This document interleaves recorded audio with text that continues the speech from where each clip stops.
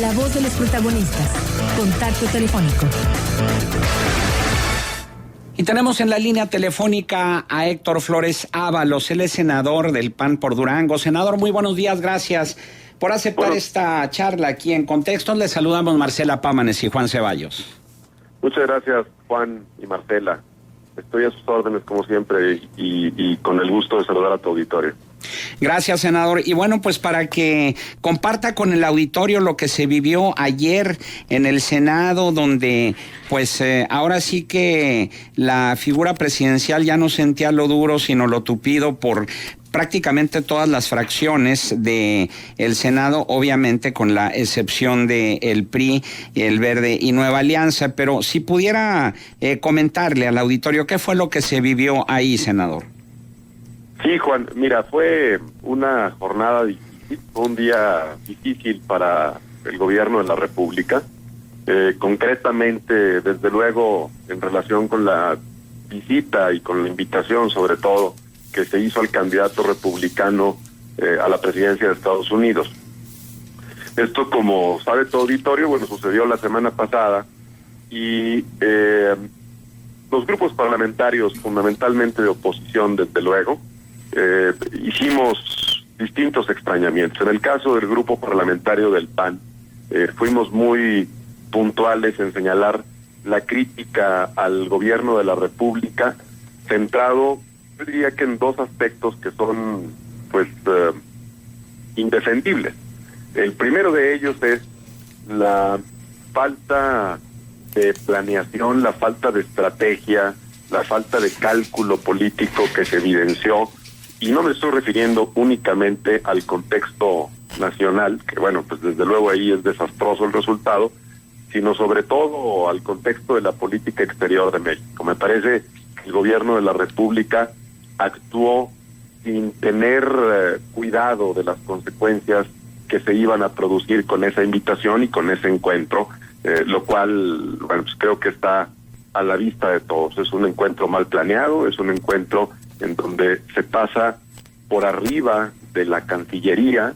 Es un asunto que se planea en la oficina del presidente con la participación del secretario de Hacienda y pues pero creo que los resultados, como te decía, están a la vista. Y el otro punto que es fundamental tiene que ver con el hecho de que ya una vez realizado el error de haber hecho esta invitación, ya una vez con la presencia del candidato republicano en México, no se tuvo el cuidado y el tino de defender la posición del país y de los mexicanos de una manera respetuosa pero contundente frente a una persona que ha sido yo diría que mucho más que grosera o agresiva con los mexicanos, una persona que ha sido ya concretamente una amenaza que atenta contra la seguridad, contra la tranquilidad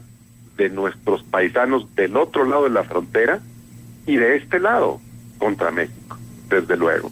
Pues me parece que al gobierno de la República se le perdió la brújula en esos dos temas y creo que es un asunto que no tiene defensa. Así se lo dijimos ayer al presidente de la República a través de la tribuna del Senado y así se lo dijimos además a sus compañeros de partido, que bueno, pues creo que trataban de defender lo indefendible. Vale la pena también decirle al auditorio, nosotros ayer en el Senado solicitamos la renuncia de la canciller Claudia Ruiz Massieu y solicitamos la renuncia de manera inmediata. Y es importante decir al auditorio que no se pide la renuncia como un acto de venganza política, ni con esto se pretende decir que la señora haya sido la responsable de desastre y de esta absurda invitación a Donald Trump, sino lo que se quiere señalar es que la política exterior de México es en este momento un tema central, es un tema fundamental.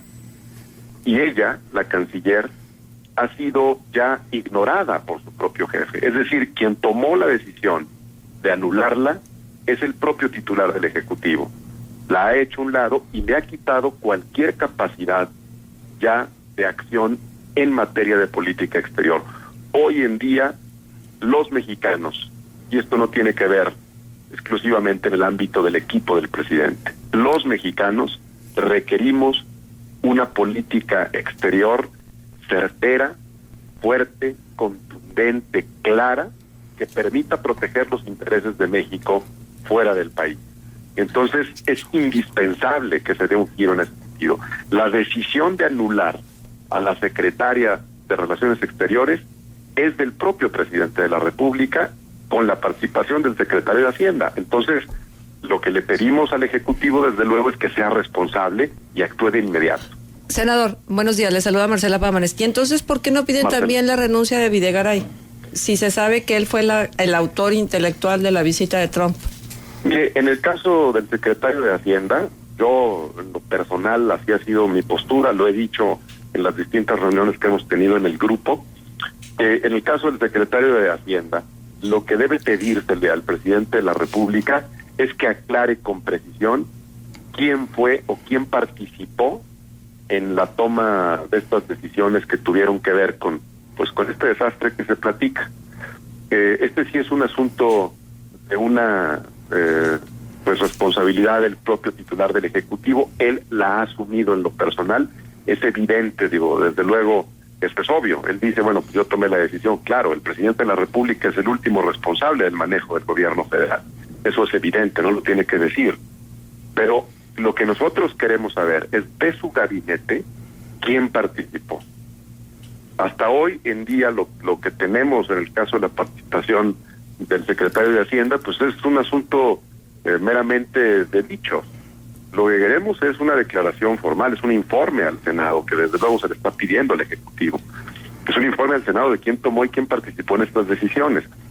Por eso el asunto del secretario de Hacienda, y desde luego que en caso de que él fuera señalado en este asunto, bueno, pues exigiríamos al presidente responsabilidad en ese sentido, y que tome decisiones respecto de su equipo, porque es un asunto que ya va más allá de los intereses de su grupo de amigos. Es un asunto que trasciende a la política nacional e internacional de México.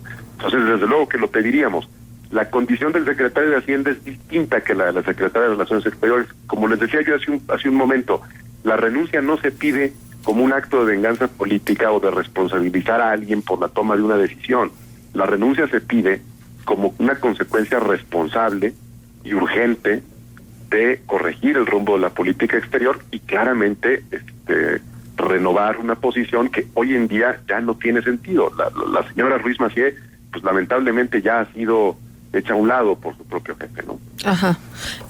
Senador, y hay una serie de análisis que me parecen interesantes, que por cierto uno de ellos se publicó en SDP Noticias, y citan a Rafael Fernández de Castro, que es uno de los especialistas más reconocidos en México y Estados Unidos de la relación bilateral. Entonces, él dice que México dejó de ser, después de la visita de Donald Trump, dejó de ser un accesorio en el ciclo electoral de Estados Unidos y se transformó en un país real con el que hay que entenderse. Sospecho que no será algo momentáneo, sino perdurable, una realidad que se asienta entre ambos países y en la que cada uno se convierte crecientemente en una realidad política para el mundo político de otro país.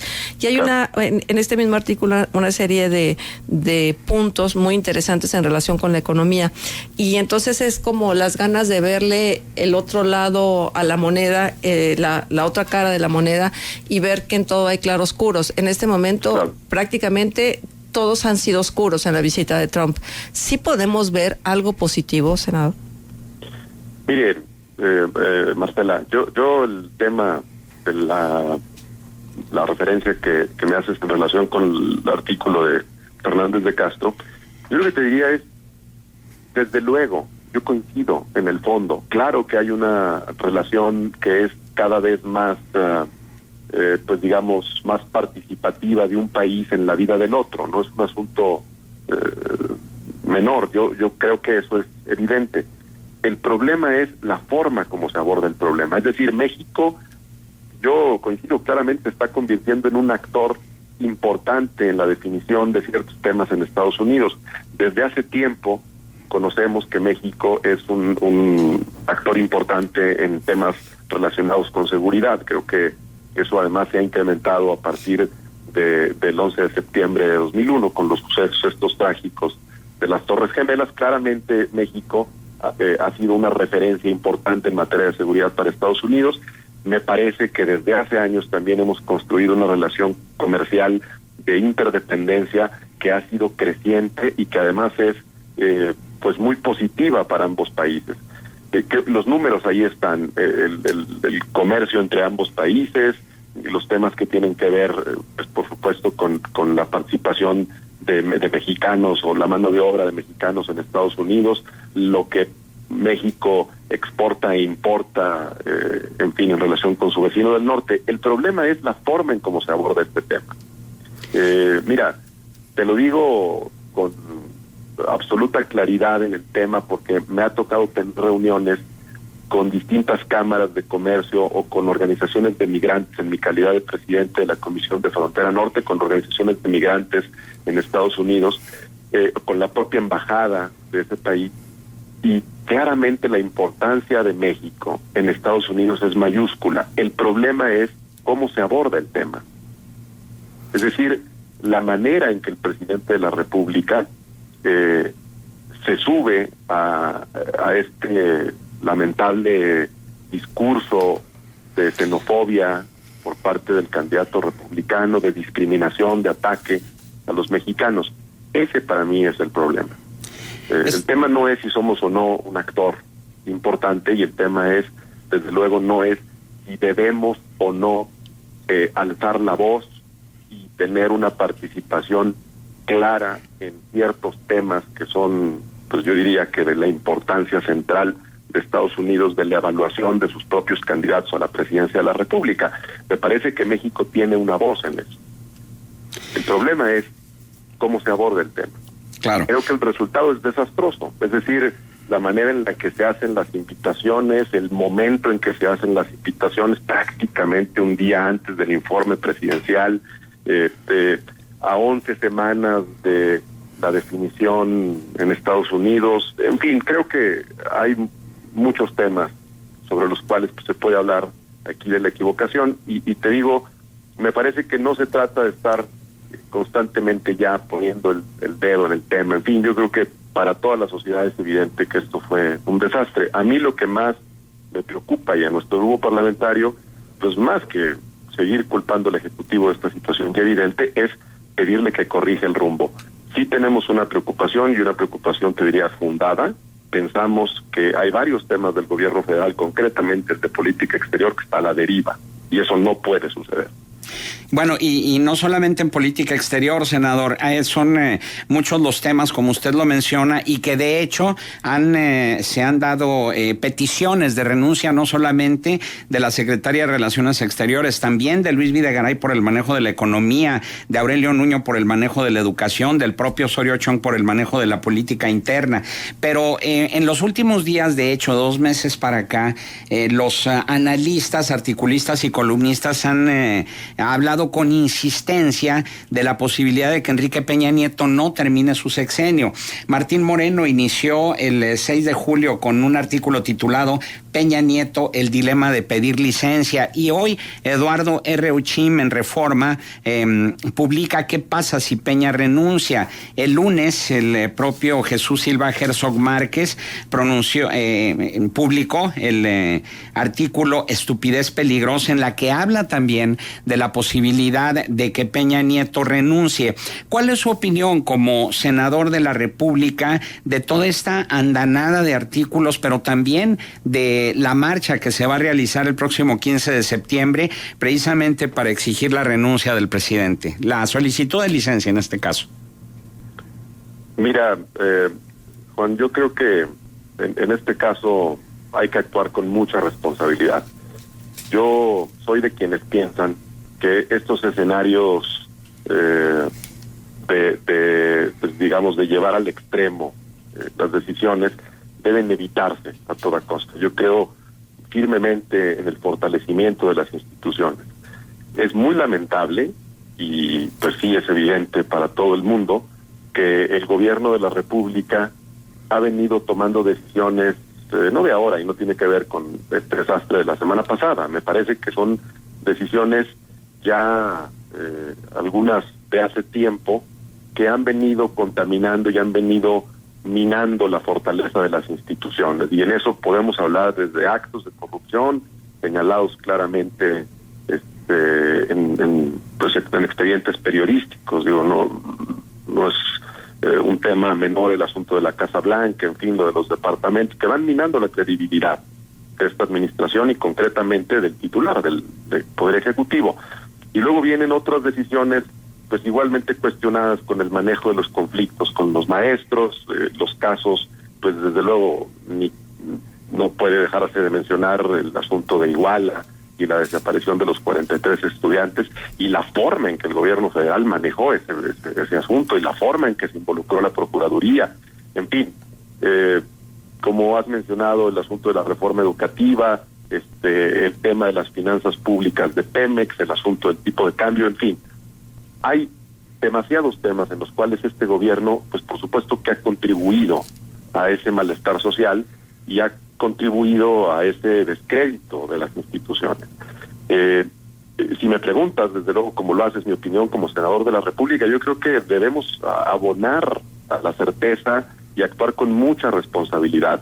Por eso nosotros lo que le estamos pidiendo al Ejecutivo es que corrija el rumbo de inmediato, que dé señales de empatía con la sociedad, que dé señales de que claramente estamos en la misma sintonía como país y que el gobierno de la República atiende el clamor social de corregir el rumbo y de tomar decisiones de fondo en ese sentido. Yo soy de quienes piensan que debemos abonar a la fortaleza de las instituciones y el primer responsable en ese sentido y la primer persona que debe dar signos de respuesta es el titular del Poder Ejecutivo, por supuesto, y para eso utilizamos la tribuna del Senado. Me parece que estas expresiones ya sobre la exigencia de una renuncia al titular del Poder Ejecutivo pues son extremos que hay que abordar con mucho cuidado, pues. Muy bien. Héctor Flores Ábalos, senador por Durango del Partido de Acción Nacional, nuestro agradecimiento por su participación aquí en Contextos. Gracias, Juan y Marcela, estoy a sus órdenes como siempre. Muchísimas gracias.